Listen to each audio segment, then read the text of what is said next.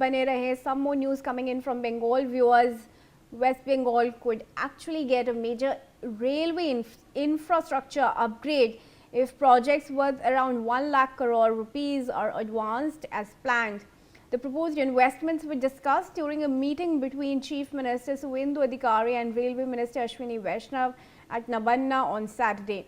The plans include a redevelopment of 102 stations, metro extensions, new rail links and road rail infrastructure aimed at enhancing connectivity across the state. Adhikari stated that the state would support the railways in securing land and clearances for pending projects. He further added that timely land acquisition and no objection certificates could clear the way for railway investments of about 1 lakh crore rupees in West Bengal. A key part of the proposed investment involves the redevelopment of 102 railway stations under the Amrit Bharat scheme.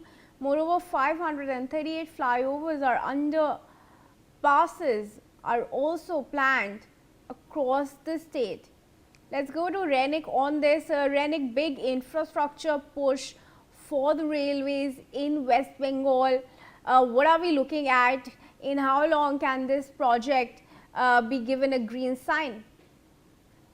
देखिए, पश्चिम बंगाल में नया सरकार गठन हुए 1 महीने भी complete नहीं हुआ और उसी के बीच में रेलवे प्रोजेक्ट पर एक बड़ा घोषणा कल किया गया है पश्चिम बंगाल सरकार की तरफ से और जो रेल डिपार्टमेंट है, रेल मिनिस्ट्री की तरफ से भी एक बड़ा घोषणा किया गया है, जिसमें प्राइम मिनिस्टर के तरफ से एलोकेट किया गया है पश्चिम बंगाल के लिए 14,205 करोड़ रुपया पश्चिम बंगाल में रेल प्रोजेक्ट में डेवलपमेंट के लिए रखा गया है, जिसमें सबसे महत्वपूर्ण है पश्चिम बंगाल के साथ दिल्ली तक जो बुलेट ट्रेन, वो बुलेट ट्रेन का यात्रा जो है वो चालू किया जाएगा। ऐसा कल रेलवे मिनिस्टर अश्विनी वैष्णव के साथ मीटिंग के दौरान पश्चिम मुख्यमंत्री शुभेंदु अधिकारी की तरफ से ऐलान किया गया है। पश्चिम बंगाल के मुख्यमंत्री शुभेंदु अधिकारी के साथ रेलवे मिनिस्टर अश्विनी वैष्णव का कल मीटिंग हुआ, जिस मीटिंग के दौरान पश्चिम बंगाल के लिए, पश्चिम बंगाल के हित पर जो सेंट्रल गवर्नमेंट का जो रेलवे प्रोजेक्ट इतने दिन से रुका हुआ था, जिसका परमिशन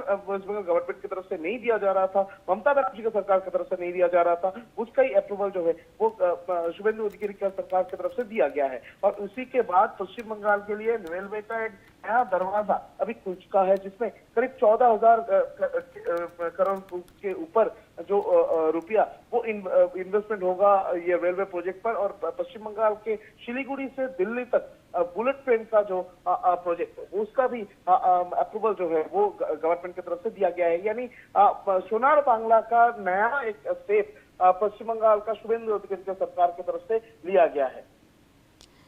जी बिल्कुल, रेनिक, धन्यवाद आपका जुड़ने के लिए हमारे साथ।